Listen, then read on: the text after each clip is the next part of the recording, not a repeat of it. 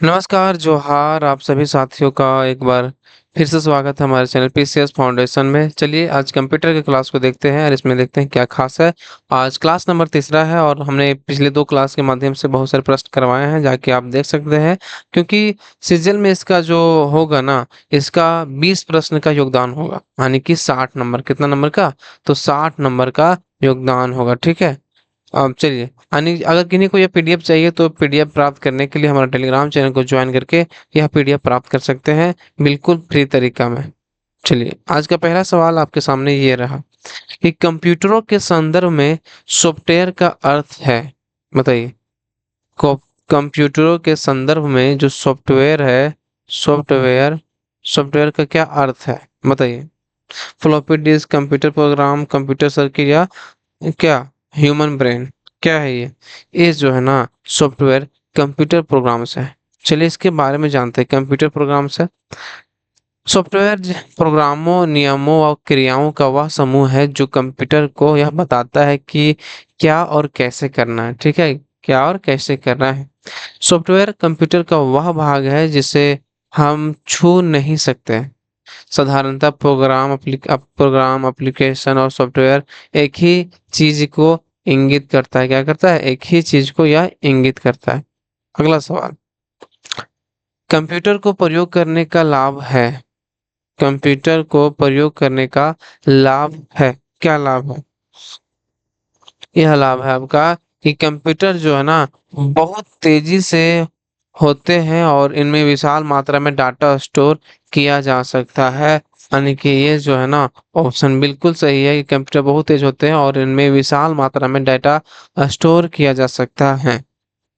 बाकी जो ऑप्शन देख दिया हुआ है ना, कंप्यूटर तब भी सही आउटपुट देते थे और अब इन गलत देते। ये गलत है। ये ऑप्शन जो है ना, फर्स्ट वाला ऑप्शन सटीक बैठ गया। यानी कि जो है ना, ये ऑप्शन सही हो जाएगा। कंप्यूटर में विशाल मात्रा में डाटा स्टोर किया जाता है।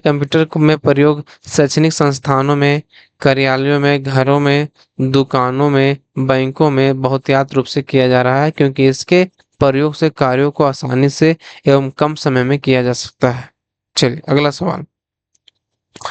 अगला सवाल बोलता है कि कार में लगा हुआ गति मापक यंत्र निरूपित करता है। बताइए, जो कार में गति जो मापता है ना, तो गति मापक यंत्र क्या निरूपित करता है? क्या निरूपित करता है? ये किस चीज का जो गति को मापता है कि कितना स्पीड चल रहा है, वो गति को निरूपित करता है किस चीज का? Analogue computer, digital computer, hybrid computer, या इनमें से कोई नहीं? तो क्या ये जो लगा हुआ गति मापक यंत्र, ये एनालॉग कंप्यूटर क्या है? Analogue computer. देखिए इसके बारे में देखिए थोड़ा सा कि कारों में लगा हुआ गति मापक यंत्र एनालॉग कंप्यूटर के उदाहरण है। एनालॉग कंप्यूटरों में विद्युत रे एनालॉग के रूप में प्रयोग किया जाता है, इसकी गति धीमी होते हैं। क्या बोलता है? एनालॉग कंप्यूटरों में विद्युत रे, क्या है? विद्युत रे एनालॉग के रूप में प्रयोग किया जाता है और इसकी गति धीमी होती है। चलिए अगला सवाल। अगला सवाल है कि एक प्रकाश संवेदनशील उपकरण है जो ड्राइंग मुद्रित पाठ को डिजिटल रूप में परिवर्तित करता है। क्या है? A light sensitive device that converts drawing printed text into digital form is. एक प्रकाश संवेदनशील उपकरण जो ड्राइंग मुद्रित पाठ को डिजिटल रूप में परिवर्तित करता है। क्या क्या कीबोर्ड, प्रिंटर और माउस, स्कैनर? क्या हो जाएगा ये? बताइए। ये जो है ना, स्कैनर जो है, ये क्या करता है? ये ड्राइंग या मुद्रित पाठ को या डिजिटल रूप में परिवर्तित करता है। कौन? स्कैनर। यही चीज यहाँ पर लिखा हुआ है। देखिए, स्कैनर एक जो है ना, इनपुट डिवाइस है। इसका उपयोग टेक्स्ट या चित्र को डिजिटल रूप में परिवर्तित करने के लिए किया जाता है। अगला सवाल, 1 गीगाबाइट कितने बराबर होता है? 1 गीगा जो बाइट होता है ना, किसके बराबर होता है? गीगाबाइट, ना कि मेगाबाइट।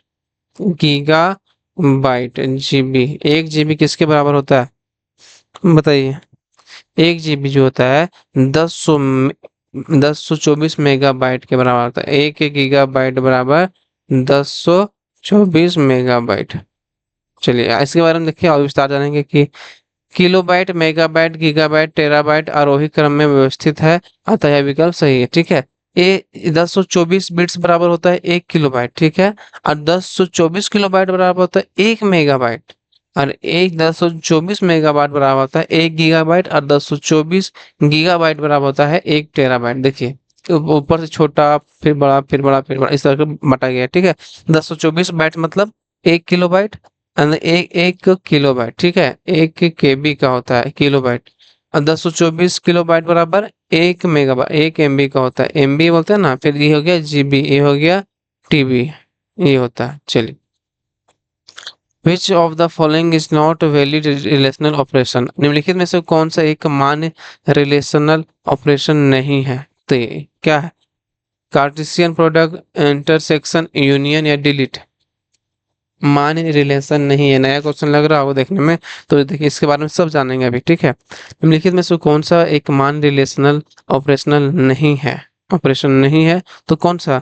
ये जो है ना भाई साहब, ये आपका डिलीट। डिलीट जो है ये मान्य रिलेशनल ऑपरेशन नहीं है, ठीक है। किसकी हो?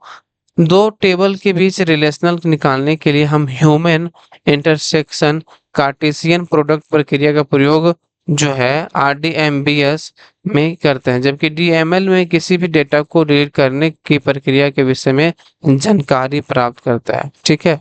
अगला सवाल है कि what is the network byte order use to TCP/IP? TCP/IP में प्रयुक्त नेटवर्क बाइट ऑर्डर क्या होता है? जो TCP/IP में प्रयुक्त नेटवर्क जो होता है बाइट ऑर्डर क्या होता है? तो क्या होता है? ये जो होता है ना भाई साहब, ये क्या होता है? ये होता है आपका big Indian, big Indian, big Indian होता है, बिग इंडियन, याद रखिएगा। क्या होता है? Big Indian. इसके बारे में जानिए। किसी दिए नेटवर्क में नेटवर्क एड्रेस सभी को एक सुसंगत एड्रेसिंग कन्वेंशन का पालन करना चाहिए।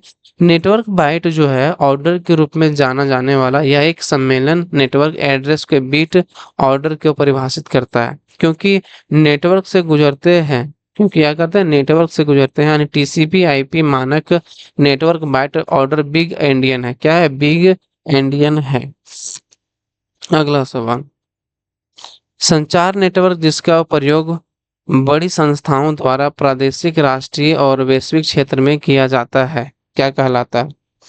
संचार नेटवर्क जिसका प्रयोग जो है बड़ी संस्थाओं द्वारा प्रादेशिक, राष्ट्रीय और वैश्विक क्षेत्र में किया जाता है, वो क्या कहलाता है? तो क्या कहलाता है? ये जो है ना बड़ी संस्थाओं में क्या जाना जाता है, ये आप देखे होंगे, हम लोग बोलते हैं wide area network. Wide area मतलब बड़ी संस्थाओं द्वारा प्रादेशिक, राष्ट्रीय और वैश्विक क्षेत्र में किया जाता है। कौन? Wide area network.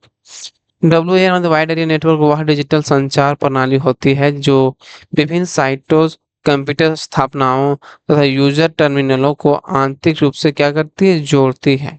इस प्रकार का नेटवर्क देश स्तर पर, विश्व स्तर पर तथा राष्ट्रीय और वैश्विक क्षेत्र पर संचालन के लिए विकसित किया गया। क्या किया गया? संचालन के लिए विकसित किया गया है। A modem is connected to a modem is connected to a modem से जुड़ा होता है। क्या जुड़ा होता है बताइए? एक जो मॉडेम से जुड़ा होता है ना, ऑप्शन से देख के बता सकते हैं कि क्या माउस होगा, मदरबोर्ड होगा, फोन लाइन या मॉनिटर, क्या जुड़ा होता है? ये जो ना, ये फोन लाइन जुड़ा होता है। क्या होता है? ये फोन लाइन इससे जुड़ा होता है मॉडेम। मॉडेम एक डिवाइस है जो कंप्यूटर को डाटा संचालित करने में सक्षम बनाता है। डिजिटल सिग्नलों को एनालॉग सिग्नल में तथा एनालॉग सिग्नलों को डिजिटल सिग्नल में परिवर्तित करता है। यह टेलीफोन के माध्यम से कंप्यूटर से जुड़ा रहता है। मॉडेम जो है मॉड्यूलेटर डिमॉड्यूलेटर का संक्षिप्त नाम है। मॉड्यूलेटर डिमॉड्यूलेटर का संक्षिप्त नाम है। अगला सवाल, what is the full form of PDN? What is the full form of PDN? PDN का पूर्ण रूप क्या है? पीडीएम का पीडीएन का पूर्ण रूप क्या है? तो इसको क्या बोलते हैं? पीडीएन को, पीडीएन को बोलते हैं कि पैकेट डाटा नेटवर्क। क्या बोलते हैं? Packet data network. ये क्या है? देखिए, पीडीएन एक नेटवर्क के लिए एक सामान्य विवरण है जो डेटा सेवाएं प्रदान करता है। इस क्या करता है? ये जो पीडीएन है ना, ये डेटा सेवाएं प्रदान करता है। पीडीएन का पूर्ण रूप है पैकेट डाटा नेटवर्क। चलिए आगे बढ़ते हैं। चित्र संदेश निजी इनबॉक्स में कितने दिन रहेगा? जैसे कि आप ईमेल में वीडियो भेजें, ठीक है, तो ईमेल में जब वीडियो भेजें तो कितना दिन तक रहेगा? तो ये कितना दिन तक रहेगा? ये रहेगा आपका 30 दिन तक रहे, कितना 30 दिन तक रहेगा। इसके बाद क्या होगा, वीडियो ऑटोमेटिक डिलीट हो जाएगा। ठीक है, अगला सवाल, ईमेल के संबंध में पीओपी का अर्थ क्या होता है? ईमेल के संबंध में पीओपी का अर्थ क्या होता है? तो पीओपी का अर्थ क्या होता है पता है आपको? इसका अर्थ होता है पोस्ट ऑफिस प्रोटोकॉल। क्या होता है? पोस्ट ऑफिस प्रोटोकॉल इसका अर्थ होता है। इसके बारे में जानिए कि पीओपी पोस्ट ऑफिस प्रोटोकॉल का संक्षिप्त रूप है या इंटरनेट की दुनिया में सबसे अधिक प्रयोग होने वाला है। ये ईमेल सर्वर से ईमेल रिट्राइव रिट्राइव करने के लिए उपयोग की जाता है, और जिसका अपग्रेड वर्जन जो है पीओपी 3 यानी पोस्ट ऑफिस प्रोटोकॉल वर्जन 3 है। फिर से सुनिए कि पोस्ट ऑफिस प्रोटोकॉल का संक्षिप्त रूप है या इंटरनेट की दुनिया में सबसे अधिक उपयोग होने वाला है। यह ईमेल सर्वर ईमेल रिट्राइव करने के लिए उपयोग किया जाता है। इसका अपग्रेडेड जो वर्जन अभी है ना, पीओपी 3 यानी पोस्ट ऑफिस प्रोटोकॉल वर्जन 3 है। अगला सवाल है कि व्हाट इज यूआरएल? यूआरएल देखे हैं कैसा होता है? ये देखिए, जब गूगल खुलता है ना, तो ऊपर में देखिएगा ये सब जो लिंक बहुत लंबा लंबा खुलता जाता है, HTTP। ये क्या है? यूआरएल है। तो क्या इसमें लग रहा है आपको कौन सा ऑप्शन होगा?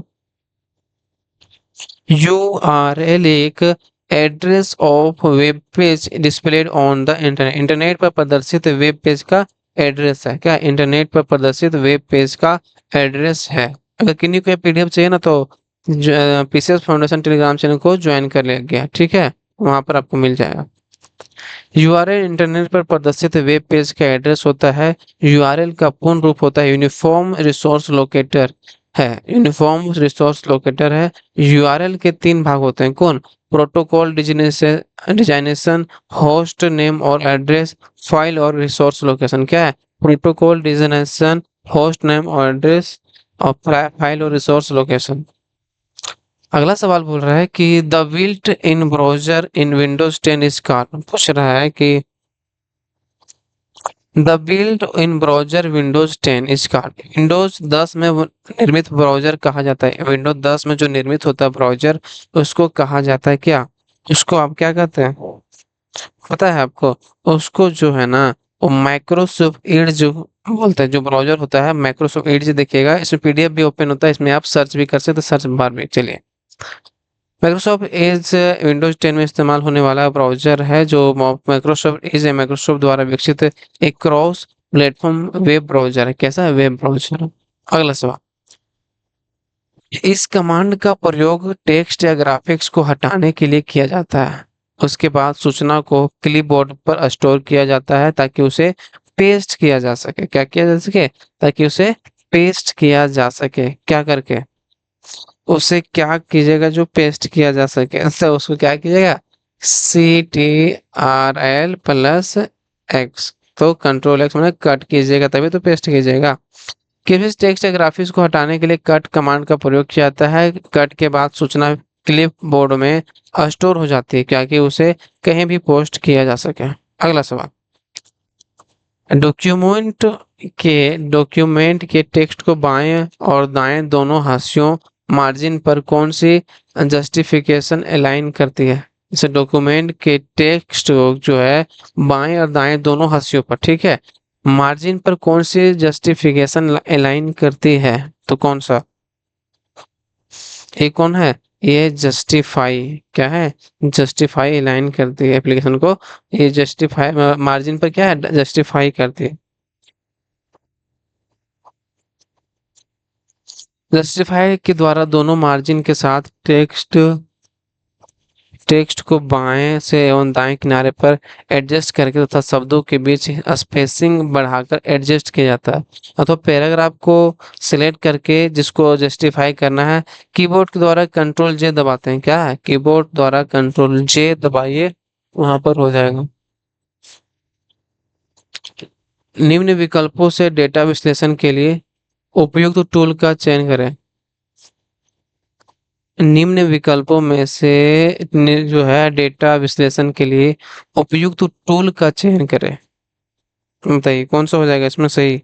एक कौन हो जाएगा? जो डेटा विश्लेषण करते हैं हम लोग, तो किस में करते हैं? तो एम एक्सेल में किया जाता है। किसमें? एक्सेल में किया जाता है। देखिएगा एक्सेल जितना होता है, एक्सेल में डेटा वगैरह को क्या करते हैं, टूल का उसमें डेटा विश्लेषण के लिए चयन करते हैं।